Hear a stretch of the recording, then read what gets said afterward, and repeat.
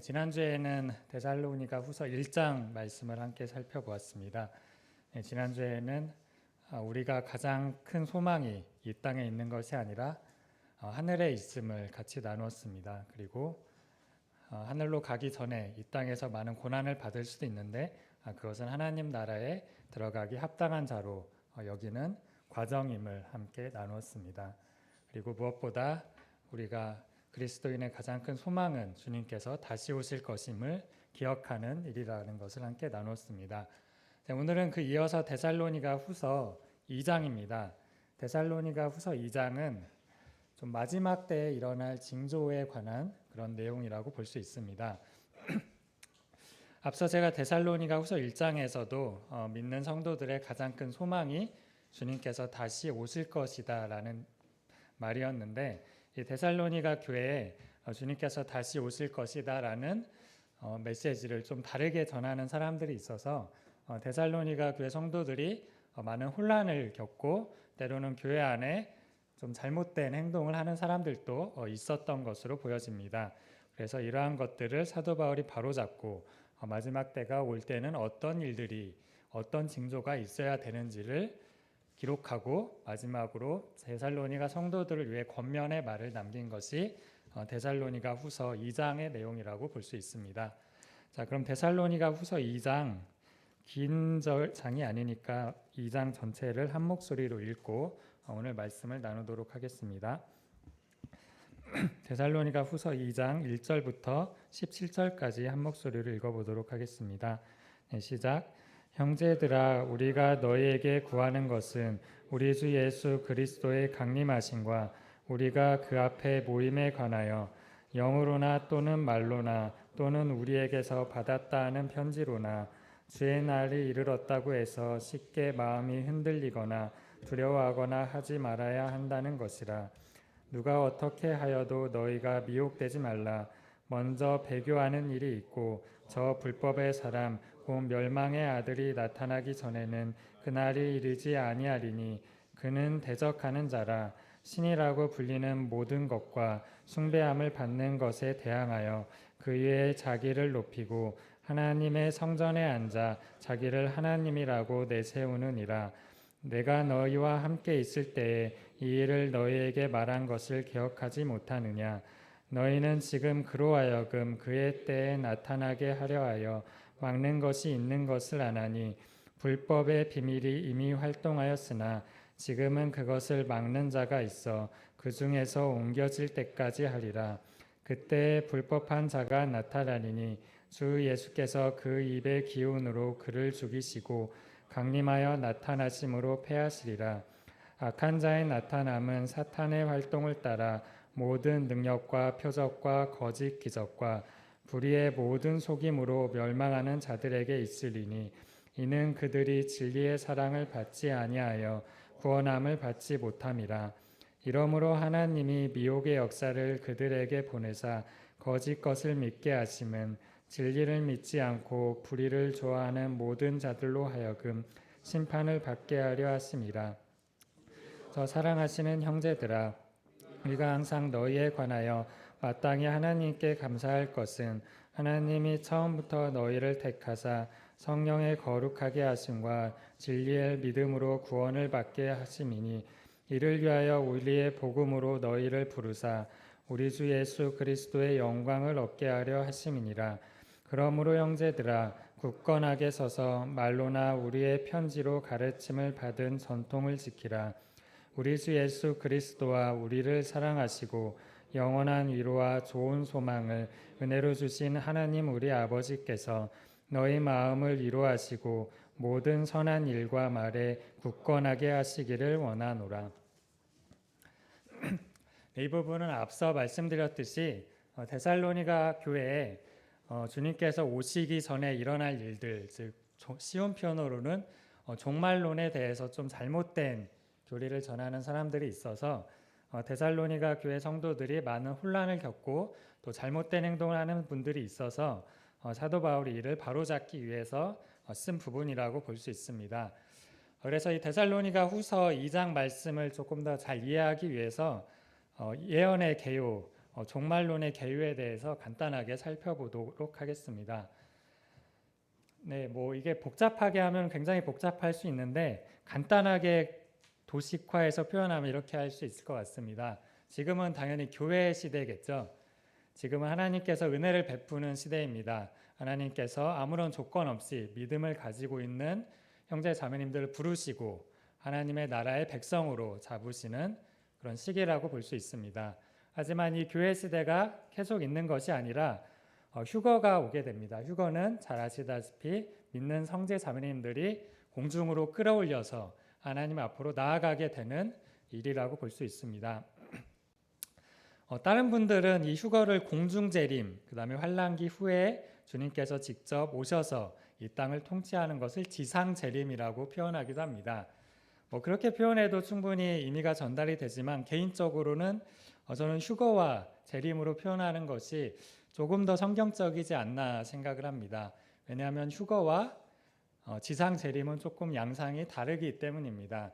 휴거는 주님께서 이 땅에 다시 완전히 내려오셔서 통치하시지는 않고 환란기가 시작하기 전에 믿는 성도들을 교회를 먼저 그 환란에서 건져내서 들어 올리시는 일이기 때문입니다. 그리고 지상 재림은 직접 주님께서 이 땅에 내려오셔서 왕으로서 통치하는 것이 시작되는 시기이기 때문에 둘의 양상은 굉장히 크게 다르다고 볼 수 있습니다. 주님께서 다시 오시게 되면 천년왕국 시대가 이루어지게 됩니다.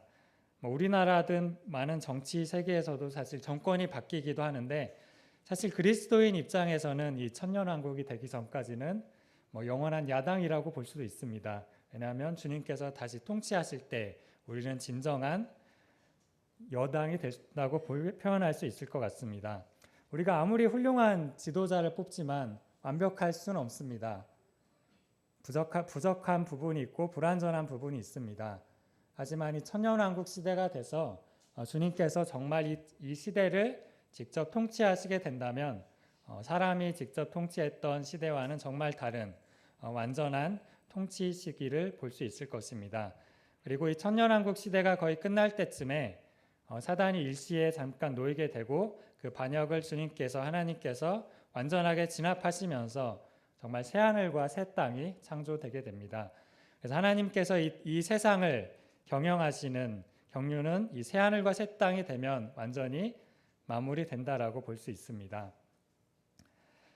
앞서 같이 나누었던 데살로니가 전서 4장 17절에 그리스도 안에서 죽은 자들이 먼저 일어나고 그 후에 우리 살아남은 자도 저희와 함께 구름 속으로 끌어올려 공중에서 주를 영접하게 하시리니 그리하여 우리가 항상 주와 함께 있으리라. 이 말씀이 있는데 이 말씀은 지상재림이 아니라 휴거에 조금 더 해당된다고 볼 수 있습니다. 그리고 마태복음 24장 21절에 이는 그때 큰 환란이 있겠습니다. 창세로부터 지금까지 이런 환란이 없었고 후에도 없으리라. 이런 말씀이 기록되어 있는데 이 말씀은 환란기에 해당되는 말씀이라고 볼 수 있습니다. 그리고 데살로니가 후서 2장에는 주의 날이라는 표현이 많이 나오는데 이 말은 휴거보다는 지상 재림에 조금 더 해당된다고 볼 수 있을 것 같습니다. 그래서 앞서 제가 설명드렸던 이 예언의 계율을 머릿속에 잘 간직하시고 데살로니가 후서 2장 말씀을 보시면 조금 더 이해가 빠를 거다는 생각이 듭니다. 사실 이 예언에 관해서는 우리 전체 우리나라 교계에서는 약간 통일되지 않은 면도 있지만 제가 설명드린 것이 우리 모임에서 일반적으로 분별하는 개념이고 저도 개인적으로 이게 좀 더 성경적으로 더 가깝지 않나라는 생각이 듭니다. 그래서 지금은 교회 시대고 환란기가 시작되기 전에 믿는 성도들은 휴거를 대서 주님을 먼저 만나게 될 것이고 환란기가 되면 지금까지 겪어왔던 그 어떤 환란과는 비교할 수 없는 큰 환란과 전쟁과 기근과 어려움이 있을 것입니다. 그리고 그 환란기의 끝에 주님께서 지상 재림하셔서 주님께서 직접 통치하시는 천년왕국 시대가 열릴 것입니다. 그리고 천년왕국 끝에 사단이 일시적으로 방출되지만 하나님께서 그 사단을 완전히 결박하시고 새하늘과 새 땅을 창조하시면서 하나님께서 이 땅에 대한 이 세상에 대한 경륜 계획이 완전히 마무리 짓게 된다는 사실을 기억할 필요가 있습니다. 그렇다면 데살로니가 교회 성도들이 받았던 혼란은 크게 세 가지 정도로 정리할 수 있을 것 같습니다. 첫 번째는 앞서 지난주에도 제가 데살로니가 교회 성도들이 많이 고난을 받고 있었다고 말씀드렸습니다. 그래서 데살로니가 성도들은 그들이 받고 있는 고난이 이미 환난기, 7년 대환난기가 시작돼서 내가 고난을 받고 있구나라고 오해하는 사람들이 있었습니다. 만약에 이게 정말이었다면 굉장히 애매한 상황이 벌어지죠. 그럼 환난 받고 있는 나는 휴거가 안 된 것인가? 그렇다면 휴거가 없는 것인가? 휴거는 됐는데 내가 휴거가 안 된 것인가? 굉장히 혼란스럽게 상황이 벌어지겠죠. 근데 또 다른 혼란은 이미 주님께서 다시 지상 재림하셨다라는 오해를 하는 사람들도 있었습니다. 이것도 굉장히 큰 오해가 있을 것 같습니다. 그러면 이제 천년왕국 시대가 열려야 되고 주님께서 통치하셔야 되는데 세상은 별로 변한 것이 없는 것입니다. 그리고 세 번째 혼란은 곧 주님께서 다시 오시기 때문에 일할 필요가 없다라고 생각하는 분들이 있었습니다. 이것은 사실 2장보다는 다음 주에 다뤄볼 데살로니가후서 3장에 조금 더 해당되는 내용이라고 볼 수 있습니다. 사실 우리 부임 초창기 때 굉장히 주님의 오심을 사모하는 형제 자매님들이 많이 있었다는 것을 저도 어렸을 때부터 교회를 다녀서 많이 듣고 있었습니다. 사실 그것은 우리가 지금 세대에서는 회복해야 될 그런 하나님 앞에 마음이다라고 생각이 듭니다. 지금은 주님께서 다시 오실 것이라는 것을 머릿속으로는 알고 있지만 그 삶 속에서 많이 잊고 있지는 않나 저도 생각을 해보게 됩니다. 하지만 주님께서 다시 오실 것이라는 것을 믿고 있고 기다리고 있었기 때문에 우리 초창기 성도들이 더 좋은 직장을 갈 수 있음에도 포기하고 주님을 섬기고 주님을 기다리는 일에 기도하고 모이는 것에 힘썼던 사실은 정말 하나님께 칭찬받을 일이라고 볼 수 있습니다. 그리고 그러한 마음은 우리가 지금 상해에도 반드시 회복해야 할 그런 마음이다라고 볼 수 있습니다.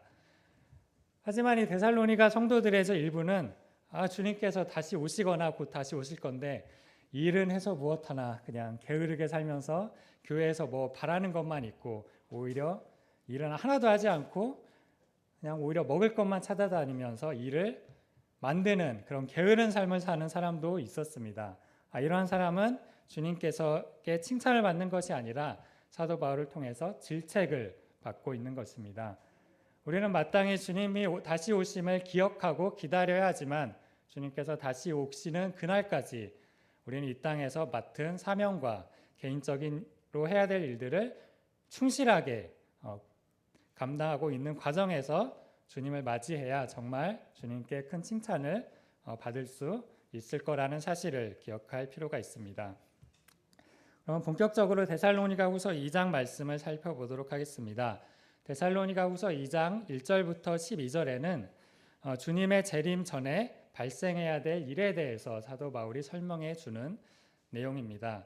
여기서 주님의 재림은 휴거로 보기보다는 환난기 끝에 주님께서 직접 오시게 되는 지상 재림에 조금 더 초점이 맞춰져 있다라고 보시는 것이 맞다고 생각됩니다. 그래서 사도 바울은 주님께서 다시 오시기 전에 일어날 일에 대해서 말씀하고 있습니다. 데살로니가후서 2장 3절에 보면 누가 어떻게 하여도 너희가 미혹되지 말라. 먼저 배교하는 일이 있고 저 불법의 사람 곧 멸망의 아들이 나타나기 전에는 그날이 이르지 아니하리니 라고 기록되어 있습니다. 여기서 먼저 그날은 주님께서 이 땅에 다시 오시는 지상 재림을 뜻한다고 보는 것이 더 정확한 분별이라고 생각합니다. 그래서 주님의 다시 오시는 지상 재림이 있기 전에는 먼저 배교하는 일이 있다라고 기록되어 있습니다.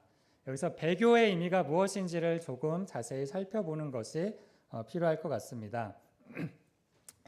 개인적으로 하나님을 잘 안 믿는 사람을 저는 한 세 가지 정도로 분류해 볼 수 있을 것 같습니다. 첫 번째는 정말 믿고 싶은데 뭔가 좀 실타래가 얽힌 것처럼 안 돼서 안 믿어지는 사람, 이런 사람은 아마 주님께서 빠른 시일 내에 말씀을 깨닫게 해주실 거라고 생각됩니다. 두 번째 부류는 관심이 없는 사람이 있죠. 하나님에 대해서 별로 관심이 없고 이 땅에서 이루고자 하는 일, 이 땅에서 행복에 충분히 만족감을 가지고 사는 사람도 있을 것입니다. 그리고 세 번째는 하나님을 적극적으로 반역하는 사람입니다. 이 세상에 하나님이 어디 있어 하고 저주하면서 하나님에 대해서 적극적으로 반역하는 사람이 있을 것입니다. 여기서 말하는 배교는 이 세 가지 중에 어디에 속할까요? 네, 아마 마음속으로 생각해 보셨겠지만 세 번째, 하나님을 대한 적극적인 반역을 하는 사람이다라고 볼 수 있습니다.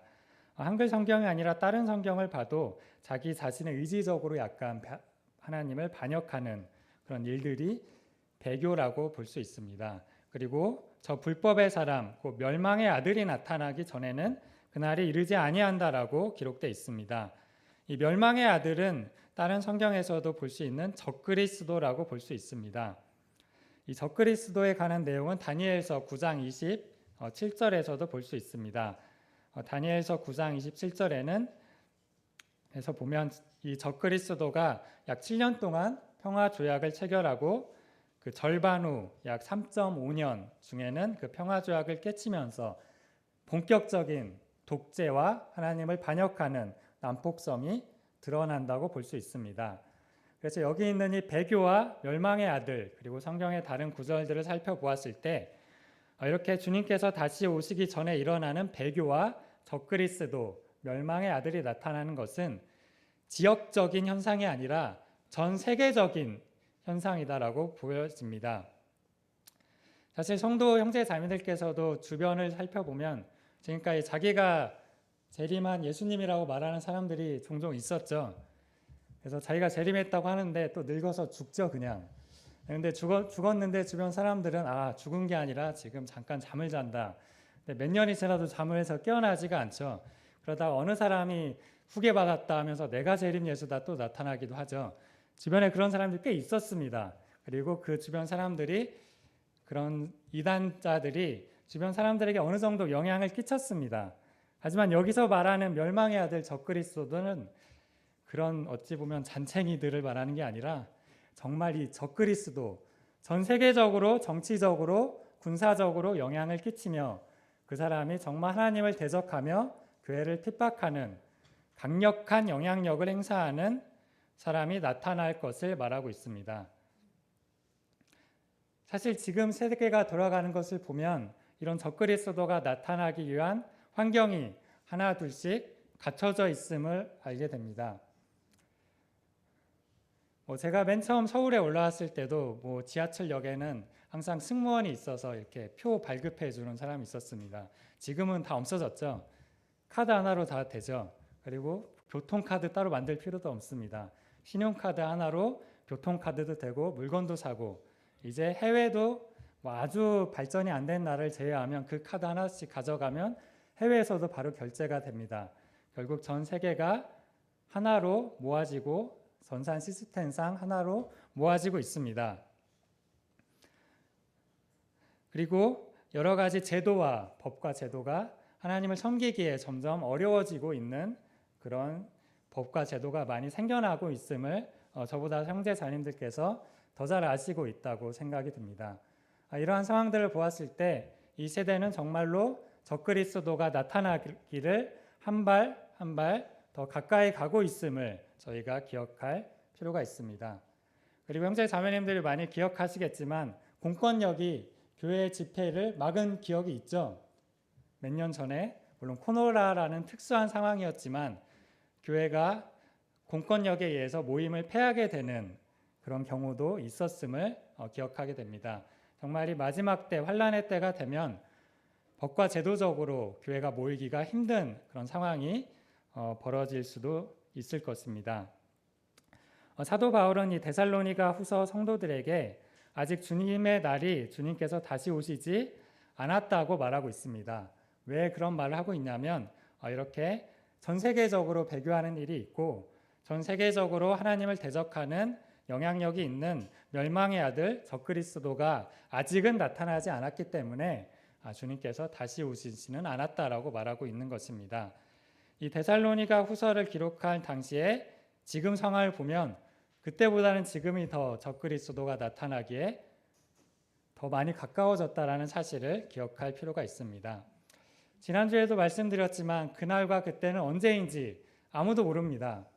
혹시 유튜브나 어디에 기상천외한 계산법으로 주님이 다시 오신 날을 계산해서 올리는 사람이 있더라도 현혹되지 마시고 그날과 그때는 아무도 모른다라고 기억하시면 됩니다. 하지만 그날이 가까워오면 저희가 분별을 할 수 있습니다. 정말 도둑처럼 가까이 오신다고 했는데 도둑이 새벽 2시에 올지 3시에 올지는 모르지만 밤이 어두워지고 사람의 인적이 적어지게 되면 이제 도둑이 올 때가 됐구나라는 것을 가까워지고 있구나를 느끼듯이 저희는 정말 이 세대를 돌아가시는 걸 보면서 정말 적그리스도가 나타나기 좋은 환경이 갖추어지고 있구나라는 것을 기억할 필요가 있습니다.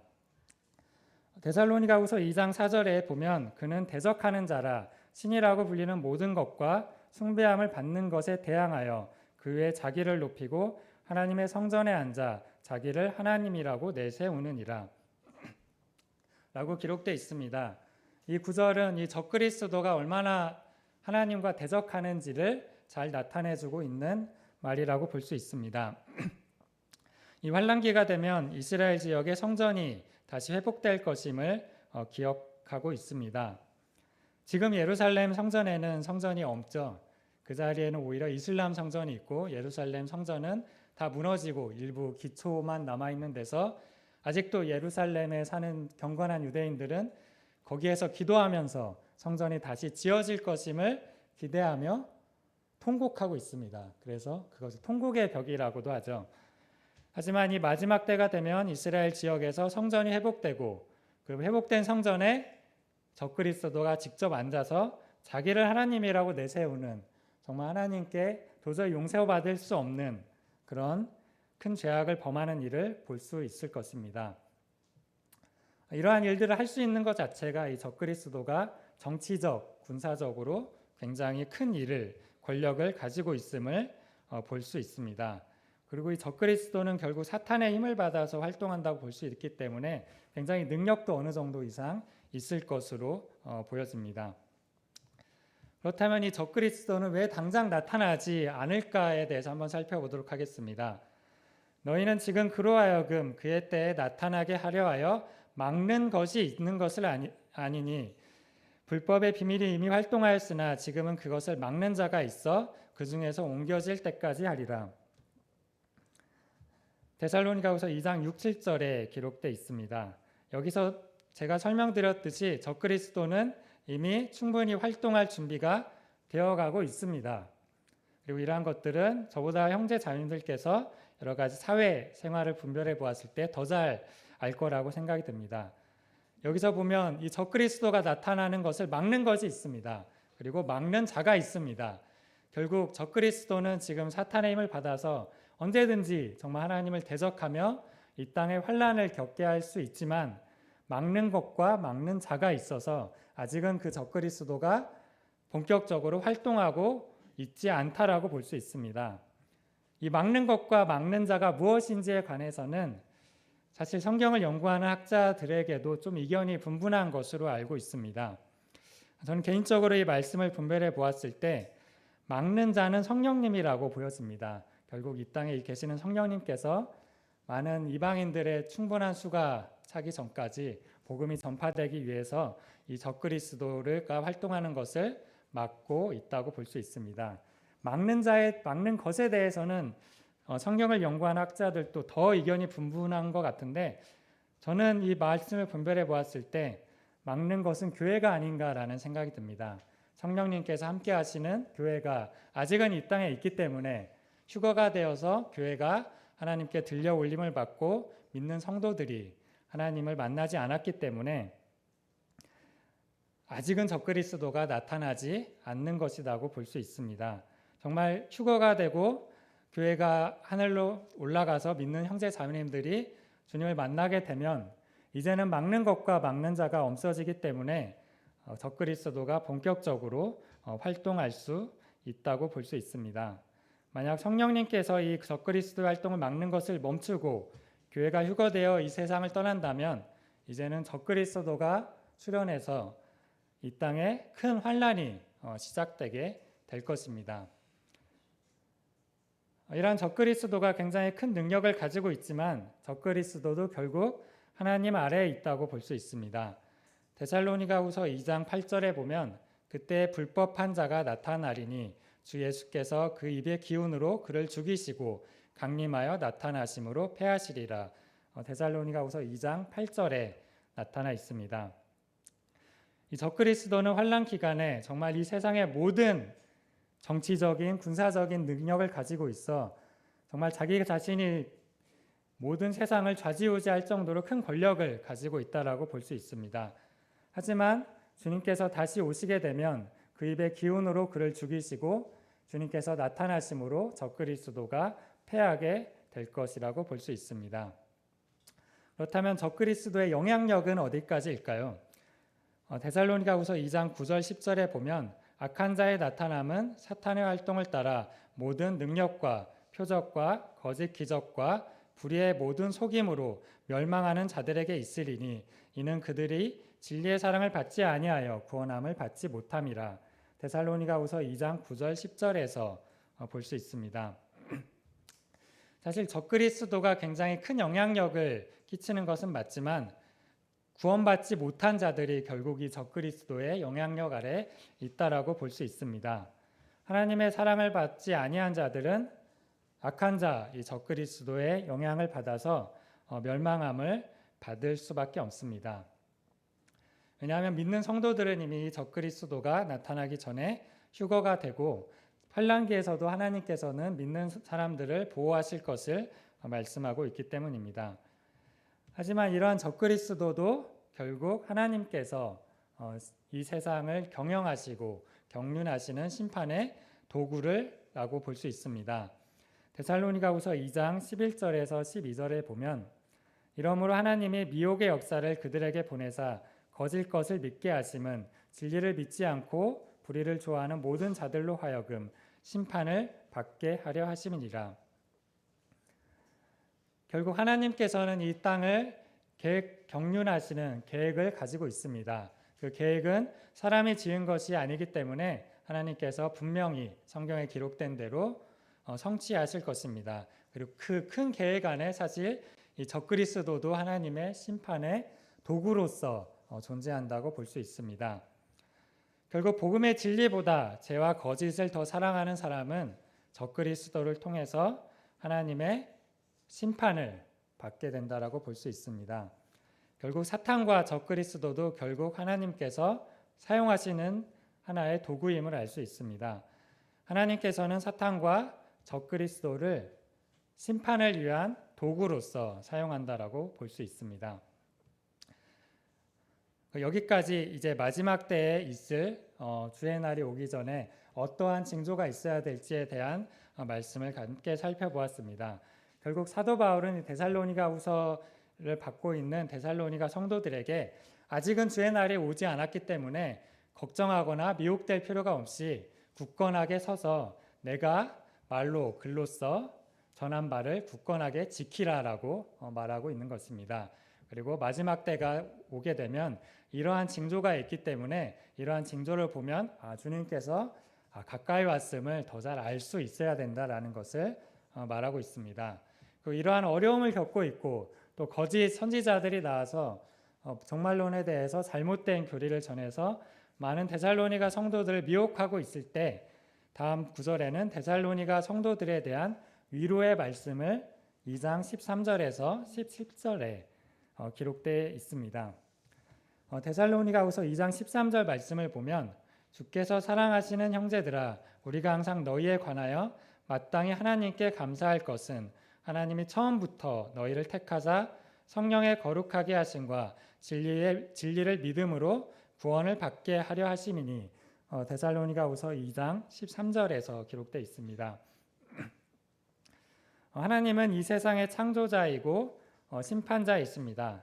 사실 하나님께서는 물론 가끔 불신자들이 하나님을 한 번도 안 믿어본 사람은 그럼 구원을 한 번도 안 만나본 사람, 성경이 없는 사람은 그럼 하나님을 어떻게 믿게 되냐, 조선시대 사람은 어떡하냐라고 반박을 하기도 하는데 제 생각에는 하나님께서는 사람을 구원해야 될 의무가 있으신 분은 아닙니다. 사실 하나님은 이 세상을 창조하셨고 이 세상에 죄가 가득해서 그냥 노아의 홍수대로 그냥 홍수로서 이 세상을 쓸어버렸구나 하고 이 세상에 대한 경륜을 마치셔도 그것은 하나님의 주권이다라고 볼 수 있습니다.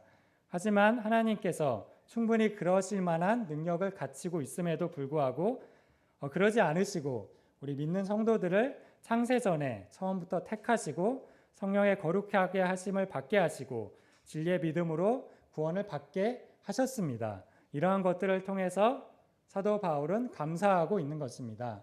그리고 우리도 이러한 사실을 통해서 하나님께 감사할 필요가 있습니다. 사실 우리가 구원받기 위해서 우리가 한 일이 있나요? 한 일이 없죠. 단지 주님께서 베풀어 주시는 복음의 말씀을 믿음으로써 은혜로써 구원을 받게 된 것입니다. 그렇기 때문에 우리가 예배를 드릴 때 앞에 주님을 상징하는, 주님을 나타내는 떡과 잔을 보면서 예배를 드리고 그 떡과 잔을 기억하며 감사하게 되는 것입니다. 만약 우리의 능력으로 구원을 받게 된다면 아마 예배 시간이 그런 모습이 아니라 한 명씩 나와서 자기 자신이 어떻게 구원받았는지 능력을 자랑하는 시기가 될 것입니다. 하지만 우리의 능력과 우리의 노력과 행위로 구원을 받은 것이 아니라 이 데살로니가후서 2장 13절에 볼 수 있듯이 하나님께서 우리를 택하시고 하나님께서 우리에게 믿음을 주어셨다는 것을 기억하며 감사할 필요가 있습니다. 그리고 사도 바울이 한 가지 더 데살로니가 교회 성도들에게 위로의 말씀을 전한 것은 성도는 심판을 받는 것이 아니라 영광을 받는 존재임을 말하고 있습니다. 데살로니가후서 2장 14절에 보면 이를 위하여 우리의 복음으로 너희를 부르사 우리 주 예수 그리스도의 영광을 얻게 하려 하심이니라라고 기록되어 있습니다. 사실 심판은 굉장히 두려운 것입니다. 어려운 것, 고난, 핍박을 좋아할 사람이 사실 아무도 없겠죠. 근데 성경에 나와 있는 7년 환난 기간은 우리가 생각하는 것 그 이상으로 한 번도 경험해 보지 못한 굉장히 힘든 일이다라고 성경에 기록되어 있습니다. 하지만 성도들은 이러한 심판을 당하는 것이 아니라 다시 오실 주님과 함께 영광을 받는 존재임을 사도 바울은 기억해야 한다고 말하고 있습니다.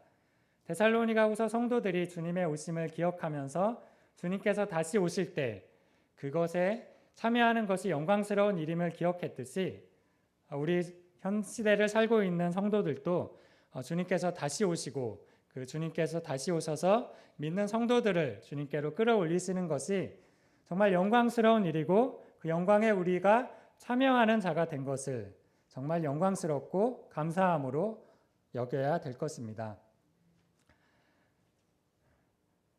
그리고 그러한 것들을 하기 위해서 우리가 무엇을 한 것이 아니라 오로지 하나님께서 먼저 우리를 택하시고 주님께서 먼저 우리를 사랑하셔서 목숨 바쳐 우리를 사랑해 주신 것을 믿음으로 그 영광을 받을 수 있는 존재가 되었음을 함께 기억하며 감사할 필요가 있습니다.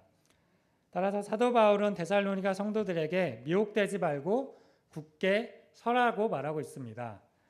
데살로니가후서 2장 15절에 보면 그러므로 형제들아 굳건하게 서서 말로나 우리의 편지로 가르침을 받은 전통을 지키라라고 말하고 있습니다.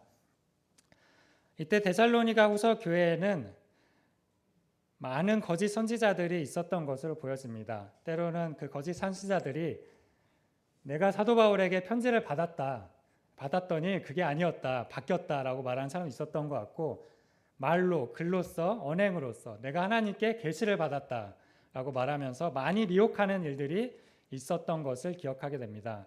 사도 바울은 이러한 것들에 현혹되지 말고 굳건하게 서라라고 말하고 있습니다. 이 말씀은 우리 현 시대를 살고 있는 성도님들에게도 동일하게 적용될 수 있을 것입니다. 날로 시대가 어두워지고 어디서 이상한 교리를 전하고 많이 현혹되는 사람이 있더라도 굳건하게 서 계시기를 바랍니다. 데살로니가후서 성도들에게는 말과 글로써 현혹한다고 했는데 요즘 시대에는 어찌 보면 미디어로 현혹하는 시대가 되지 않았나라는 생각도 듭니다. 혹시 말이나 글이 아니라 카톡 메시지나 유튜브나 인터넷의 이상한 영상으로 우리를 현혹하더라도 현혹되지 마시고 성경에 집중하시며 가르침을 받은 전통을 지키며 굳건하게 서 있을 필요가 있습니다. 거짓 가르침에 영향을 받지 않고 진리에 대한 신실함으로 굳게 서 계시기를 바랍니다. 사도 바울은 데살로니가후서 2장을 마무리하면서 기도로 마무리하고 있습니다.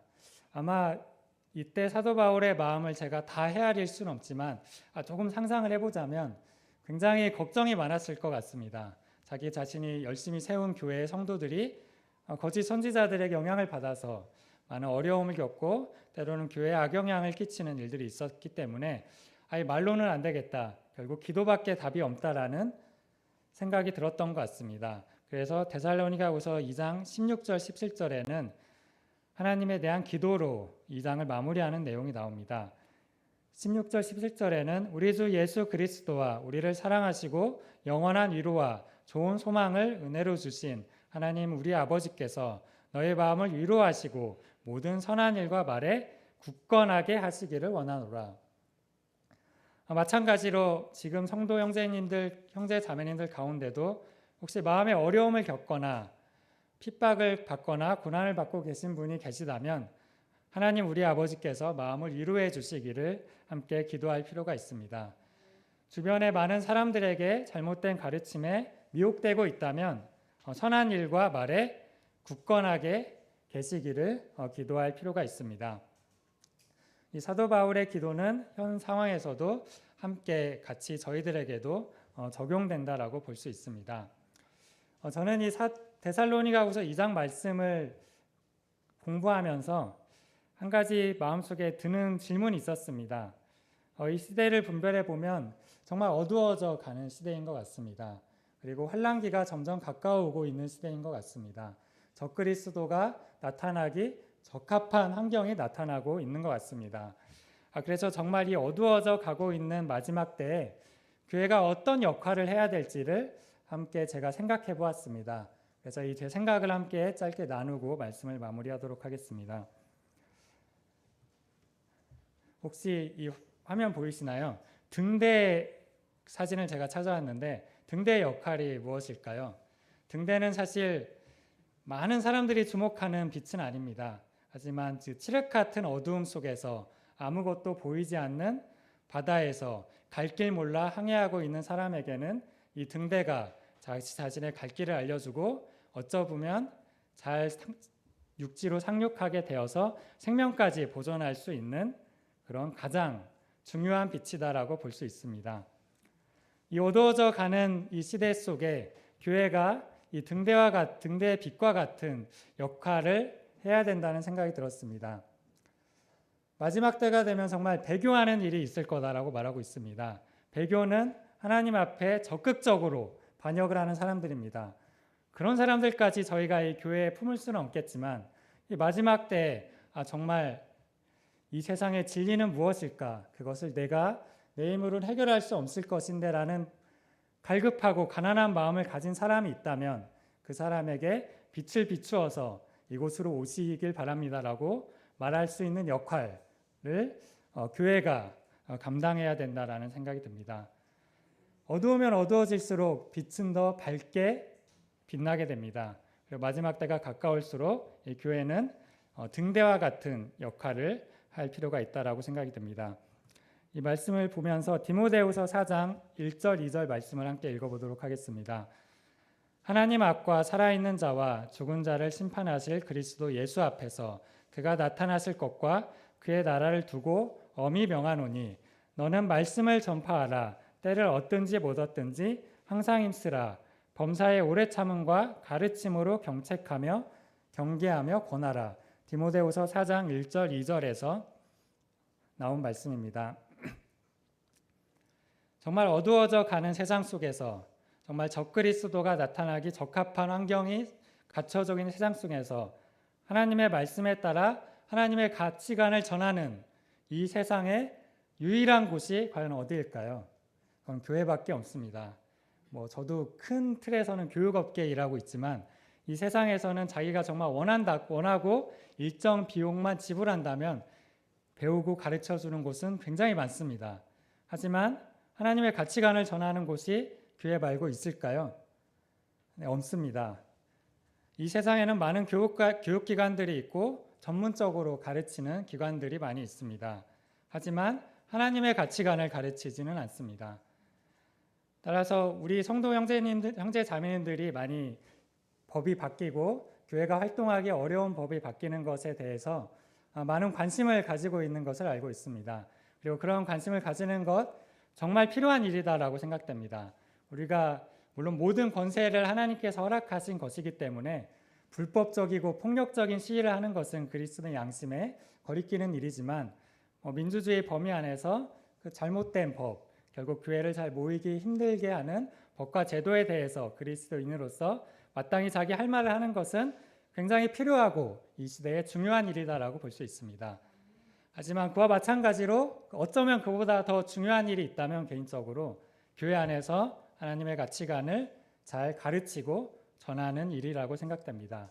왜냐하면 교회 말고는 그러한 것들을 가르치는 곳이 없기 때문입니다. 그리고 마지막 때가 가까워질수록 아무리 대교하는 사람이 많이 나타나더라도 결국 마음이 가난한 사람, 진리를 찾아다니는 사람, 정말 나의 힘으로는 이 죄의 문제를 해결할 수 없는 가난한 마음을 가진 사람들은 있기 마련이고 그러한 사람은 교회가 마땅히 등대처럼 품을 수 있어야 하기 때문입니다.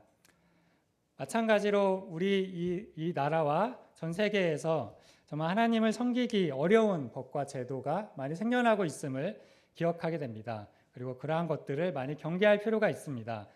필요한 범위 내에서는 법에서 정한 테두리 내에서 마땅히 그리스도인으로서 의견을 개진할 필요가 있다고 생각됩니다. 하지만 그러한 것들을 보았을 때 우리는 또 하나 생각할 필요가 있습니다. 정말 주님께서 다시 오실 날이 가까우고 있구나라는 것을 기억할 필요가 있습니다. 그리고 또 하나 중요한 일이 있다면 이제는 하나님의 가치관을 가르치는 곳이 교회밖에 없구나라는 것을 기억하며 교회 안에서 하나님에 대한 가치관을 잘 전할 수 있게 되기를 함께 기도하며 준비할 필요가 있습니다.